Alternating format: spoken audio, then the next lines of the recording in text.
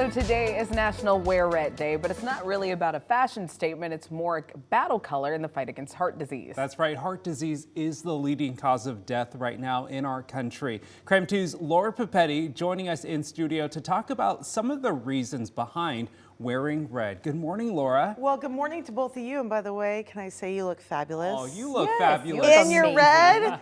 I love it. I love today. Good morning, everyone. And today we're going to focus a little bit on Go Red and the movement on women and the fight against heart disease. So let's talk about some of the numbers when it comes to heart disease. These are new to me, and I've been covering this a long time. Pretty startling, you guys. 44% of women over the age of 20 are dealing with some form of cardiovascular issues.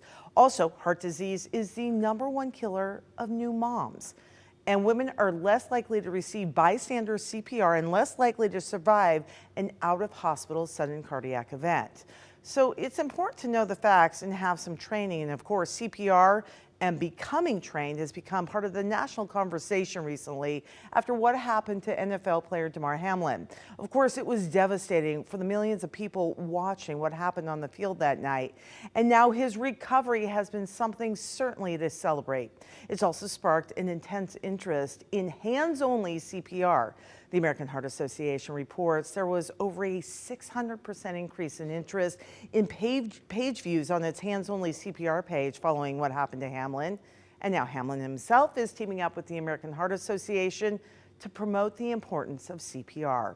So we want to get you involved as well. Well, text the word HEART, because that's what we're talking about today. Text the word HEART to our text line, 509-448-2000. We'll send a link to CPR information from the American Heart Association right to your phone. It may save your life or certainly someone you love.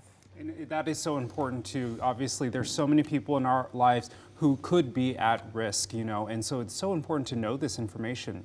It's very personal to me. My mom's a 2-time heart attack survivor, but she is a survivor because of things like the American Heart Association, knowing your numbers, getting trained, and of course, great medical care as well. So we want to thank all the nurses and doctors out there today. Absolutely. And of course, like with getting trained, we're getting trained next week. Yes, we're teaming up with the American Heart Association and Multicare to come in. They're doing sort of an abbreviated training for us to get the big group of us together, do a little bit on hands-only CPR, no mouth-to-mouth anymore, and learning to use the AED. We have this great resource right in our hallway, and we're all a little scared of it. So we're going to learn. That's a good point, though, Laura. AEDs are pretty much everywhere you go. If you're at the mall, if you're at your office place, airports, they're there. things like that. But do you know how to use them when the time comes? Yeah. So it's all about that training, right? And muscle memory, and at least not having that fear or that barrier. So if something does happen,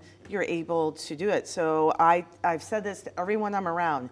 Get trained, get trained, get trained, get trained. So if something does happen, we can rely on it. Yep. All right. Thanks, you guys. so much, Go Red. Laura. We appreciate you for coming in early this morning and talking to us about the importance of knowing our numbers and all of our heart health.